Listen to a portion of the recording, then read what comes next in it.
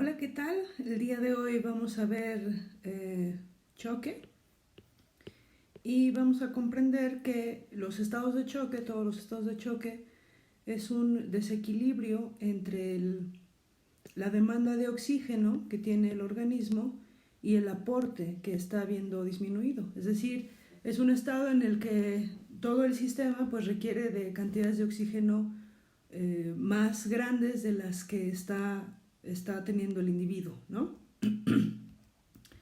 Entonces, tenemos obviamente esta, este desequilibrio, pues hace que tengamos diferentes afectaciones en todos los sistemas, ¿no?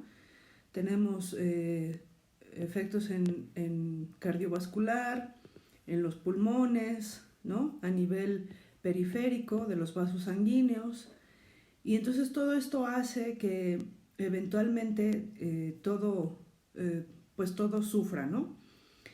Todo esto es dado porque existe una deficiencia en la perfusión tisular, ¿no? O sea, no están llegando los nutrientes ni el oxígeno a las células y obviamente esto hace que los tejidos sufran. ¿Por qué? Porque si no llega suficiente oxígeno, pues entonces se entra en un metabolismo anaerobio y como ustedes recordarán, el entrar en un metabolismo anaerobio pues hace que se produzca ácido láctico, haciendo que el paciente pues tenga una acidosis generalizada, además de que cada célula, como no está recibiendo el oxígeno, pues entran en un estado de destrucción celular con la liberación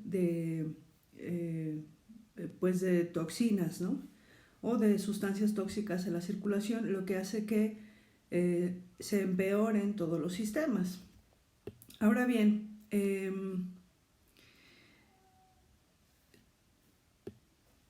tenemos diferentes choques, ¿no? Tenemos el choque hipovolémico, tenemos el choque distributivo, tenemos el choque obstructivo, tenemos el choque cardiogénico y tenemos el choque metabólico. Dentro del hipovolémico, el más común, o puede ser, aquí tenemos dos, puede ser hemorrágico por pérdida de sangre, digámoslo así, en trauma, y puede ser por pérdida de volumen, ¿no? Como estado de deshidratación severo, como una gastroenteritis. Los choques distributivos, aquí estamos hablando de tres. Estamos hablando de choque séptico cuando es debido a una infección, el choque neurogénico y el choque anafiláctico debido a una hipersensibilidad, ¿sí? Del choque obstructivo hablamos principalmente un tamponade, que es acumulación de líquido en el pericardio que evita que el corazón pues siga haciendo la función de bomba, o bien una tromboembolia pulmonar que se comporta como un choque obstructivo. Cardiogénico, pues evidentemente estamos hablando de la función del corazón, y aquí los factores de riesgo para tener un choque cardiogénico es haber tenido un infarto previo o bien tener una insuficiencia cardíaca congestiva crónica que puede desarrollar eventualmente en un choque cardiogénico. Y de los choques metabólicos, pues es principalmente alteraciones de orden metabólico, que es lo que hace que cualquier tipo de choque tenga también un choque metabólico, debido a la insuficiencia en la perfusión tisular. Vamos a hablar entonces del choque hipovolémico. Aquí lo que pasa a grandes rasgos, ya sea hemorrágico o por pérdida de volumen, es que el individuo no tiene el suficiente volumen circulatorio. Entonces, ¿qué pasa al no tener el suficiente volumen circulatorio? Pues obviamente se ve afectada la presión arterial, y esto va a dar como consecuencia que se vea afectado el gasto cardíaco, ¿no? Entonces, para compensar esto, lo que va a hacer inicialmente el organismo es tratar de aumentar la frecuencia cardíaca para elevar la presión arterial y para mantener un gasto cardíaco. Esto hay diferentes tipos de choque hipovolémico, los clasificamos en grados, el grado 1, el grado 2, el grado 3 y el grado 4. Y esto habla dependiendo del volumen que se estime de pérdida. El grado 1, pues estamos hablando que la pérdida es hasta 750 mililitros y obviamente aquí vamos a encontrar la frecuencia cardíaca un poco elevada, con taquicardia. Vamos a empezar a ver incluso disminución en la presión arterial, pero todavía podemos sentir el pulso, ¿no?, en los diferentes sitios. El grado 2 es una pérdida de entre 750 a 1500 mililitros. Y obviamente empezamos a ver una disminución de la presión arterial mayor, con una taquicardia mayor, y empezamos a ver al paciente a lo mejor diaforético y con palidez. Grado 3, pues estimamos que sea entre 1500 a 2000 mililitros, y aquí pues observamos que la presión arterial pues está muy baja, la taquicardia es mayor a 120 latidos por minuto, ya empezamos a ver palidez del paciente. Y grado 4 pues es un choque hipovolémico profundo, donde se estima que la pérdida de volumen es de más de 2000 mililitros. Aquí el paciente básicamente pues ya no está consciente, ya la presión arterial a lo mejor o en ocasiones no se detecta, y además pues observamos que el paciente está con palidez generalizada. ¿Qué hacer en estos casos? Pues esto es muy sencillo. Lo que hacemos pues es básicamente soluciones cristaloides.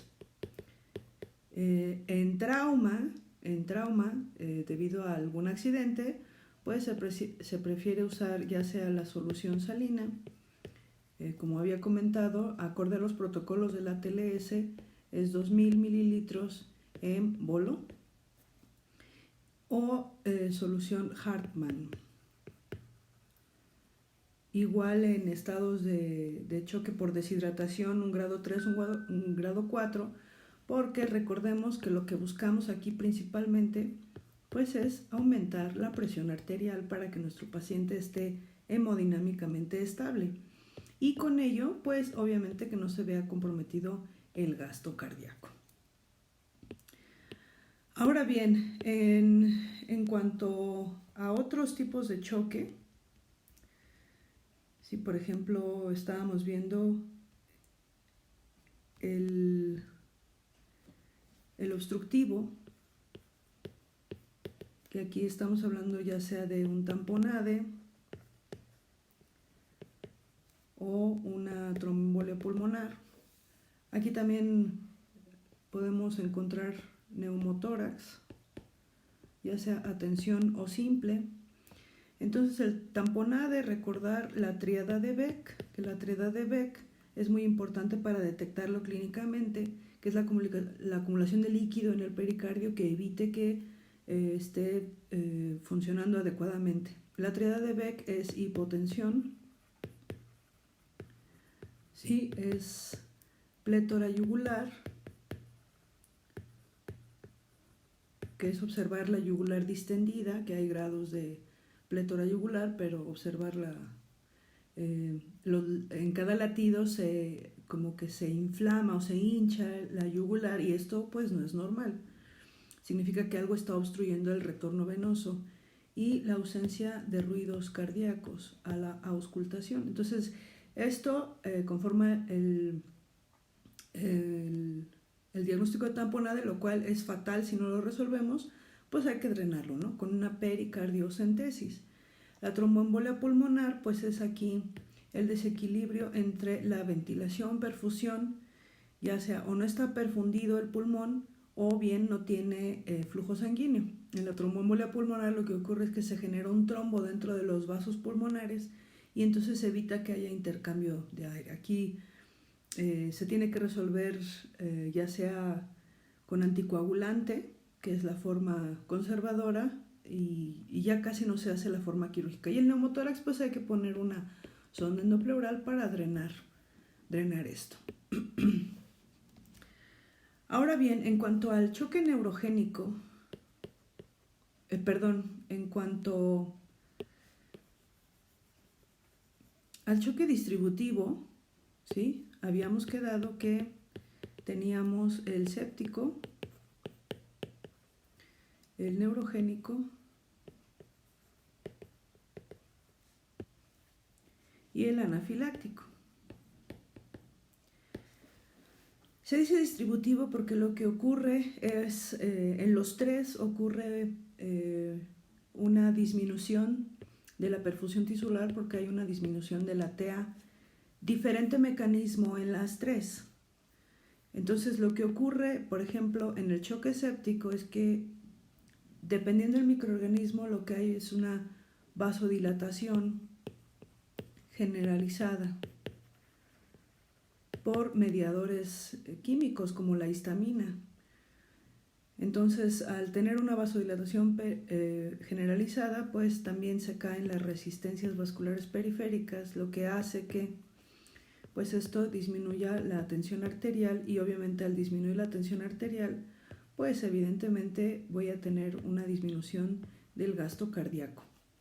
En el choque neurogénico, lo que ocurre es que no hay control simpático de la presión arterial. Entonces aquí lo que vamos a ver son pacientes que tienen antecedentes de algún accidente y entonces no tienen el control simpático de la presión arterial. Entonces son pacientes que llegan con una disminución de la tensión arterial, pero no se observa una compensación en la frecuencia cardíaca, es decir, la observamos normal. Y al infundir volumen, ¿no? O sea, al aumentar el volumen o administrarles cristaloides, pues resulta que la presión arterial se mantiene baja.